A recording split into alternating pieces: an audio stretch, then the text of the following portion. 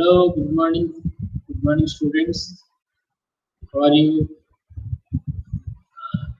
We are entering into the fourth semester. I will discuss about the paper 3, international organizations and global issues. So, first of all, I would like to explain about the international organizations, and then I will explain regional organizations. Okay, first I would like to explain international organizations. Actually, man is a social animal. One important aspect of this social life is forming of organizations by group of people to fulfill their common interests. So, people are fulfill their common interests, needs, and objectives. Similarly, in international level, nation states organize themselves into international organizations to achieve their common interests and objectives. So, international organizations came into being mostly in the 19th century and further developed in the 20th century. So, by the beginning of 21st century, these international organizations have become an indispensable part of the international system along with the nation states and the private actors. So they regulate interaction and control state behavior. They facilitate social, economic, political, and security cooperation among the states, among the countries. So they are symbols of universalism and agencies of international order. So these international organizations used to discourage war and encourage peace and order.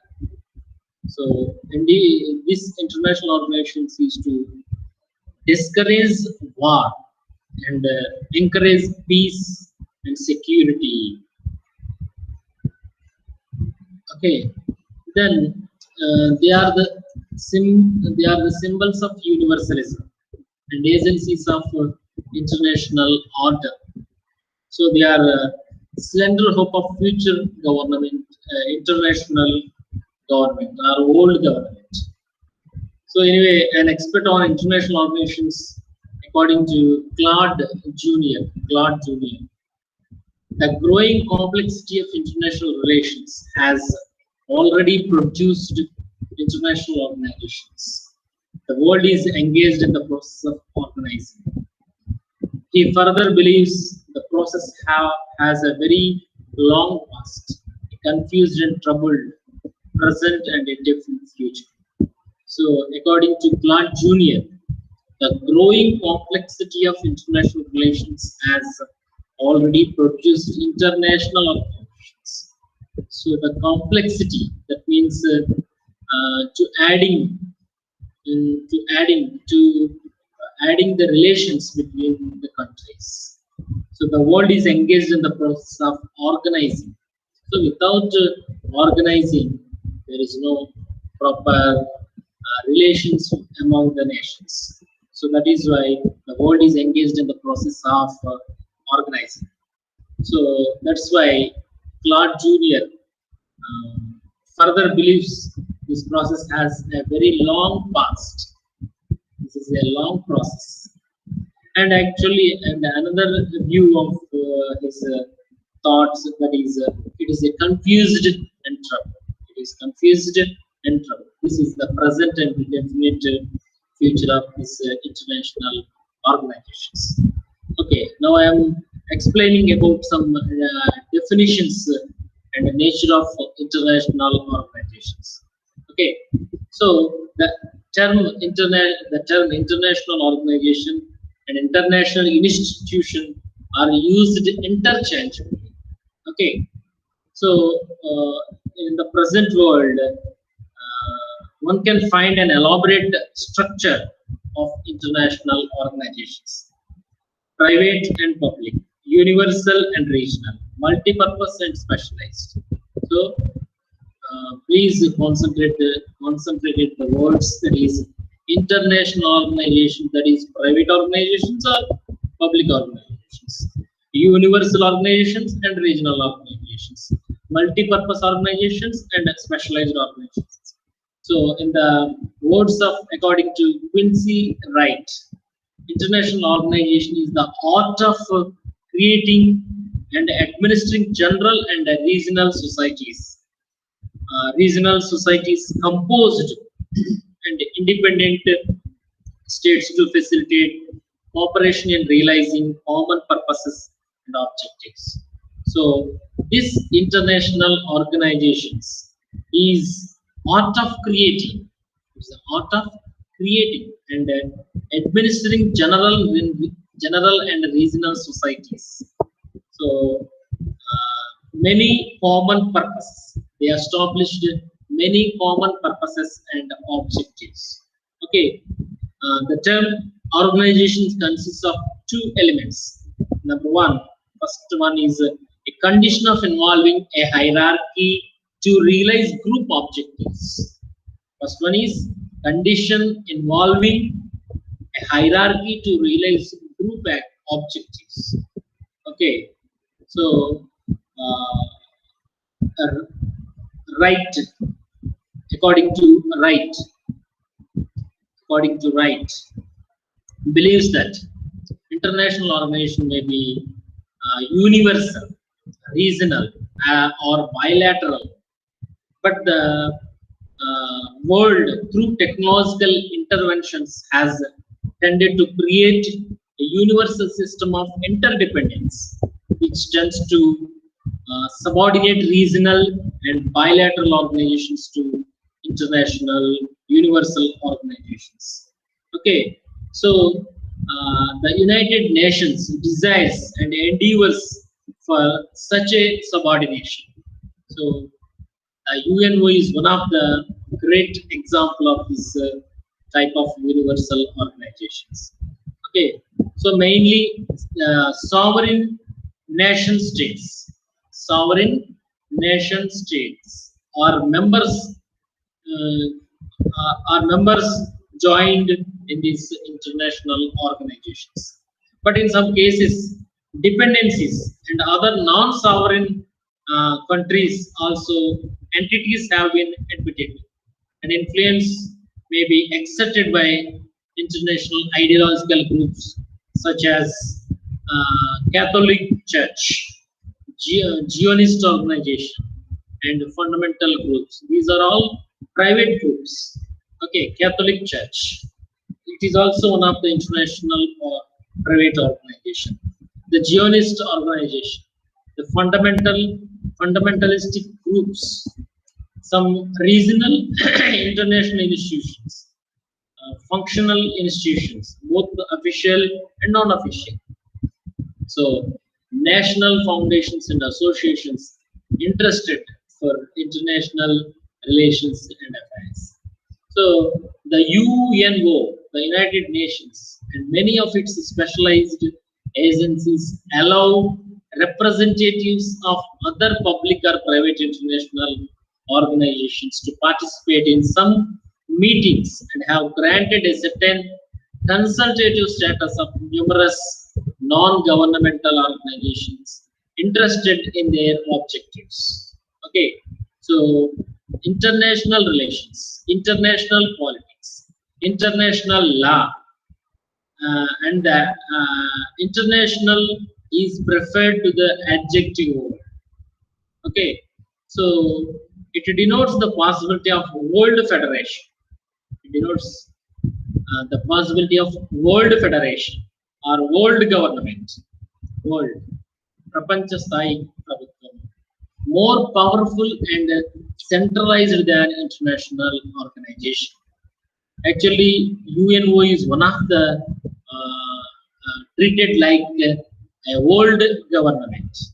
Okay, so in this connection, moreover, in a universal society where there is no nation is ready to lose its identity and sovereignty, the term international is more acceptable. Okay. ఏ దేశమైనా తన యొక్క ఉనికిని సార్వభౌమత్వాన్ని కోల్పోవడానికి ఇష్టపడదు. తన ఉనికి సార్వభౌమత్వాన్ని కలిగి ఉండాలంటే international relations is one of the most important to all the nations objective. Okay, so in this connection, Maclean clarifies and defines about international organization. That is, all international organizations operate for and among states, not over them. So this formalization of interstate collaboration should be thought of as serving the respective national interests of the participants. So that is why supplementing then acting as an alternative to traditional or more conventional diplomacy on their part. Okay, so it demonstrates the fact that certain of their aims can best and indeed perhaps only. So the term international organization is defined according to Kievan and Haviland. Kievan and Haviland, according to their statement, that is any cooperative arrangement instituted among states, usually by a basic agreement, to perform some mutually advantageous functions implemented through periodic meetings and staff activities.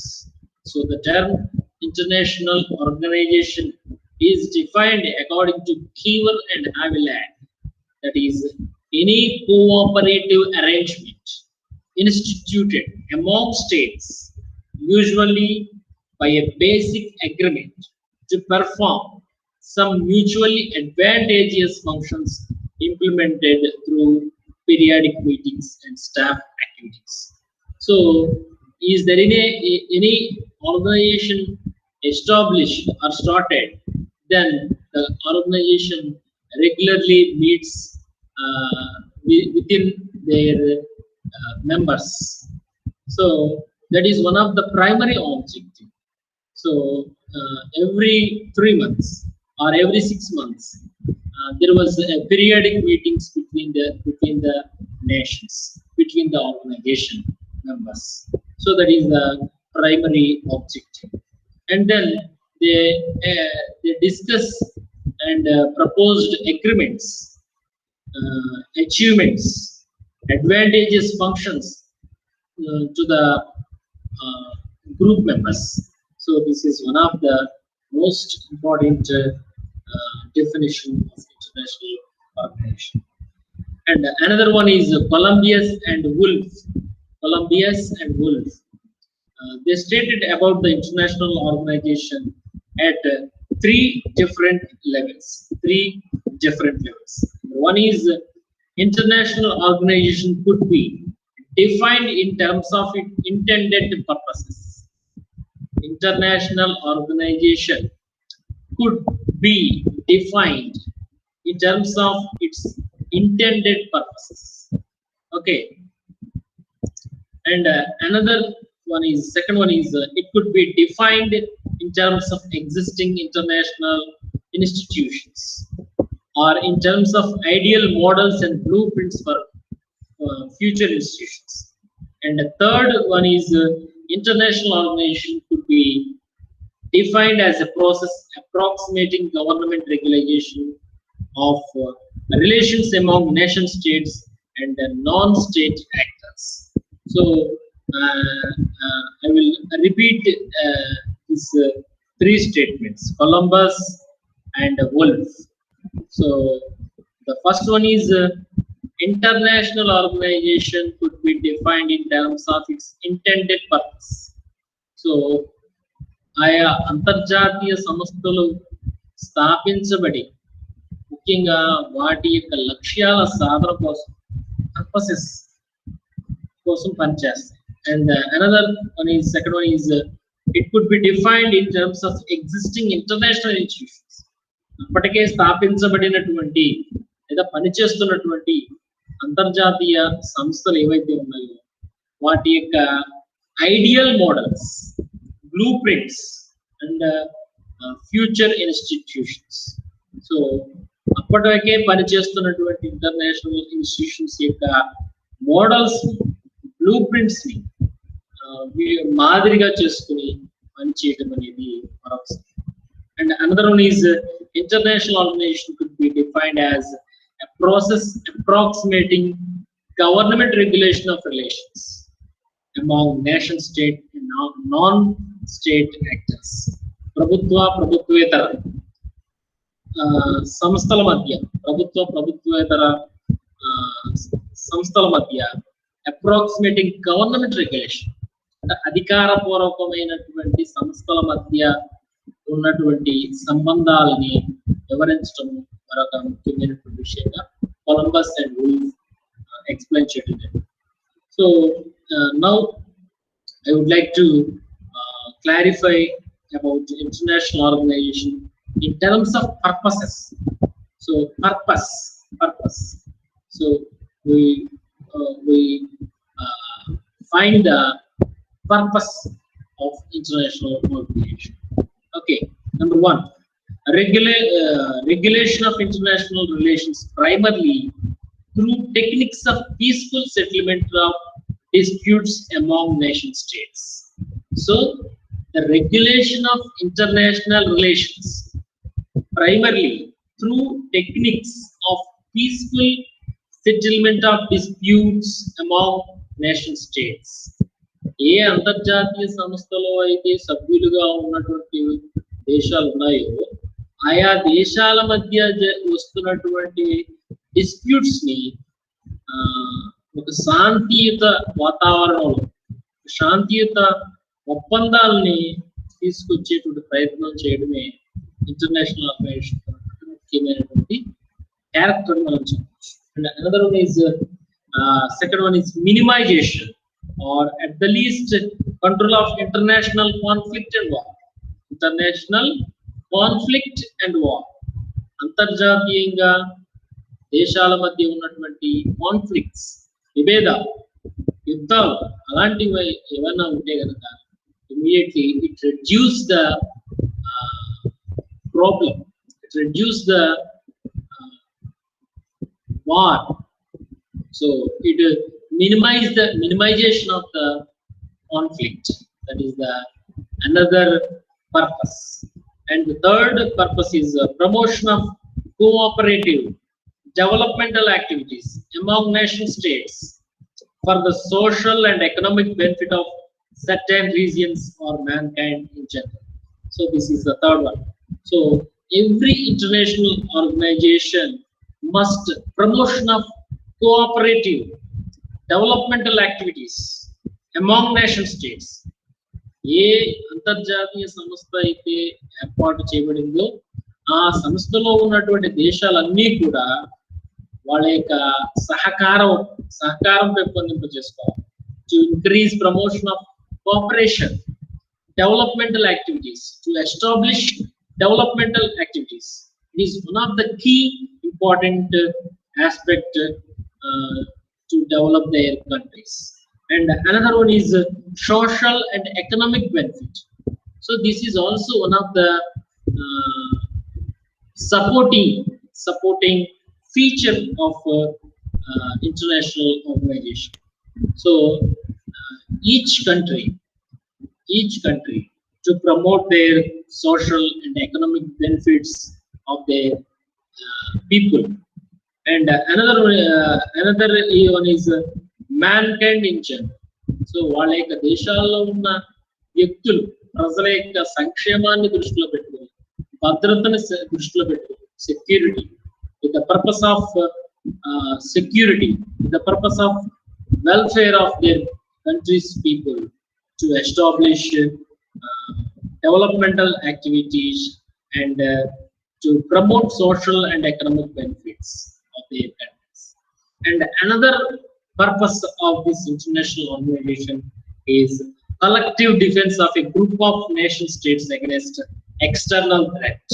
ఇతర దేశాల నుండి, ప్రక్క దేశాల నుండి వచ్చేటువంటి threats ఏవైతే ఉన్నాయో వాటి నుండి సంరక్షించుకోవడానికి కావాల్సినటువంటి ముఖ్యమైనటువంటి లక్షణం ఏంటంటే collective defence of A group of nation states. దేశాలు ఎప్పుడైతే కలెక్టివ్ గా తమను తాము రక్షించుకోవడంతో పాటు ఇతరులను రక్షించుకునేటువంటి ప్రయత్నం ఎప్పుడు చేస్తాయంటే కేవలం వాళ్ళ మధ్య ఉన్నటువంటి ముఖ్యమైనటువంటి మంచి సంబంధాలు ఉన్నప్పుడు మాత్రమే అది సాధ్యమవుతుంది. So collective defence is one of the group of nations against external threat. It is one of the good character of it is one of the good purpose of international organizations. So these are all the purposes of to establish international organizations. Okay, in terms of institutions, actually mainly there are two types of international institutions in the contemporary times. Number one, intergovernmental organizations, IGOs, and that are institutions which numbers are official government delegations of nation states. So the intergovernmental organization, that means many countries in the world are grouped together with to establish a international organization. So this is one of the official government delegation of nation states. So the best known intergovernmental organizations is UNO, United Nations Organizations. It is one of the intergovernmental organization in the world. Okay, this is the best example of intergovernmental organization. And international non-governmental organizations, that is NGOs మనకు తెలుసు NGOs అని చెప్పేసి అంటే non-governmental organizations. So international non-governmental organizations, INGOs, are also known as private international associations. They are private international associations, like some different private groups with religious aspect, scientific aspect, cultural, philanthropic, technical, or economic cooperation orientation. So these are all the non-governmental organizations. These are all under the private international associations. Okay. So for instance, for example, International Chamber of Commerce, the World Veterans Federation, the International Red Cross. So these are all under the international non-governmental organizations.